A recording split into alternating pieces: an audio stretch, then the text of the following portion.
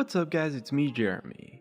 We've got a little bit of a special episode for this series today because every single champion that we've taken a look at so far in our What Could Have Been episodes have all been champions that were designed later than 2013, and for those of you who don't know, the reason why that is because there's really just a lot more information that's publicly available about champions that were released during that time, and LUX is a very old champion. But that being said, we got some awesome information, and a lot of you guys might not know this, but LUX's release might have been probably the most controversial release of League of Legends history.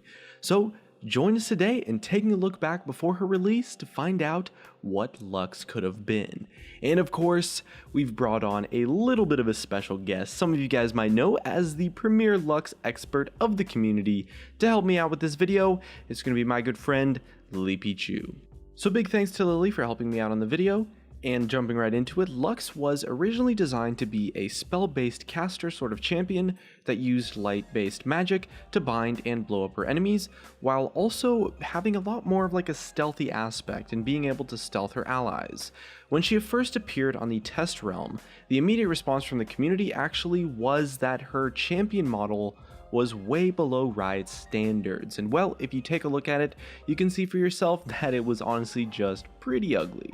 Riot Shirelia, the designer for LUX at the time, stepped forward and said that Riot were going to make some changes to her model to address the complaints, but they also needed to take another look at her kit because on the test realm, in testing her gameplay, they realized that it was actually quite overpowered.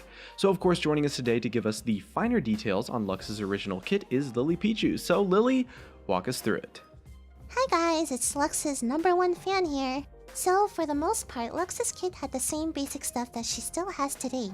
She had the double bind on Q, AoE damage on her E, and a huge laser for an ultimate that hits like a truck. The big difference was her W. It used to be called Prismatic Wave, and it was a single line skill shot that would stealth every ally that it hit. It was pretty overpowered because some champions like Annie or Gallia would just be unbeatable if they could sneak up on you in stealth. On top of that, it also gave LUX up to 15% cooldown reduction for free, so it was easily the most busted part of her original spells, and Riot basically decided that they should never put anything like that in the game ever again. Most champions in the game just aren't balanced in a way that makes it fair for them to get stealth, and I mean, putting that on a basic ability is just crazy. Yeah. Okay, so the first thing Riot did with LUX's first redesign was to fix the Prismatic Wave from her original kit by stopping it from stealthing her entire team. They changed it into a boomerang that would fly out and then come back again, and it gave magic resistance to all the allies that it hit. I guess they still thought stealth was a cool mechanic for LUX, so they made it so LUX would get stealth for a little while when it returned to her, which would have probably been okay and pretty cool to use in the game if they balanced her around it. The rest of her abilities were mostly unchanged. She got a couple of little tweaks to make up for losing her insane W, like getting vision on enemies with her passive debuff, and the blind for anyone that actually managed to survive her laser. Also, for some reason, Riot decided to confuse everyone by changing her Lucent Singularity to be on W, her Light Binding to be on E, and the changed W to now be on her Q. I think Riot had a really bad habit of changing ability positions around a lot back in those days.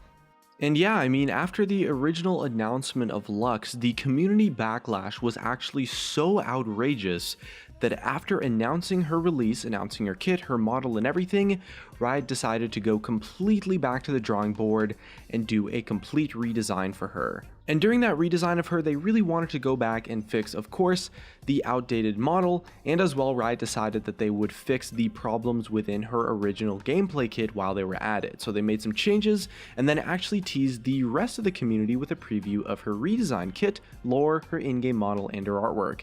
And guess what? It still wasn't actually up to standards. After being announced the second time, the community backlash was again so outrageous. They really hadn't fixed anything about it. It's still gross to look at, and honestly, you can go all the way back, look at forum posts from 2010, and people are just going ham on this design. And honestly, they are tearing Riot to shreds. I mean, if you think the backlash from sandbox mode was bad, you guys haven't played when LUX was released. A lot of the complaints were mostly targeted at the design of her face and the rest of her appearance as well. I mean, the fact that she kind of wore like a breastplate and all this armor on the top half of her body, but then like a mini skirt with really weird colors. And honestly, overall, the entire style kind of just clashed with each other, and it just wasn't that good to look at. I mean, it's clear that Riot wanted to make like a feminine champion that was still, you know, empowered in herself, but the original Lux design was an absolute disaster, even after redesigning it completely. And what made it even worse was that in the lore, Riot portrayed Lux as this really sophisticated, you know, prestigious, important, you know, powerful woman, but her model and her artwork made her just look like someone, well, to put it lightly, someone who wasn't that, and it really didn't do Lux justice at all. And as far as the Lux development mess-ups went, it seems like only the art department had really dropped the ball actually, because Lux's first redesigned kit was actually pretty close to what we're familiar with today. And since they were never really going to get away with barely changing her awful model, and the community backlash was again just so unbelievably terrible, Riot were pressured into completely redesigning her after fully announcing her again a second time. So that's 2 complete redesigns after being originally announced and then announced again before she was even released, until they found something that the community and the Rioter team was finally happy with, and they thought the community would be happy with as well. So the redesign, it's a little bit of an interesting story. This redesign was actually based off of a piece of fan art by someone named Katie DeSouza, who some of you guys might actually know, because Riot were so impressed with Katie's work that they actually ended up hiring her, and she became known as Riot Tea Time, who has been contributing hugely to champion concepts ever since. I mean, most notably, just off the top of my head, Riot Tea Time made the concept art for the piece that eventually inspired Jinx all these years later, and it was that piece of fan art that inspired the final and complete version of Lux, and it also got her a job, so I mean, that just speaks for itself. It also seemed like at this point after the second redesign that her kit was way more balanced overall, at least compared to her original kit of course, and actually it might have been a little bit cool to see Lux temporary stealthing herself to maybe land some sneaky binds or ultimates or stuff like that, and it really kind of worked a little bit more thematically with this sort of like stealth mage sort of character she kind of was, but I guess Riot decided that putting stealth on a mage was a mechanic that was just never going to be okay, because to go along with Lux's new look, they revamped her kit once again and moved the abilities back to the old location, so snare on her Q, boomerang on the W, time bomb on the E, and they removed the stealth from her W and just turned it into a straight up shield that applied twice, you know, once for each time it touched Lux or an ally. And well, that's actually Lux's kit today, almost 6 years later. So it turns out that in redesigning Lux's abilities twice, they ended up with a pretty good job at the end of it. So at the end of the day, it does seem like Riot had a pretty solid idea for Lux's design because, you know, it's been 6 years and Lux has actually held up quite well.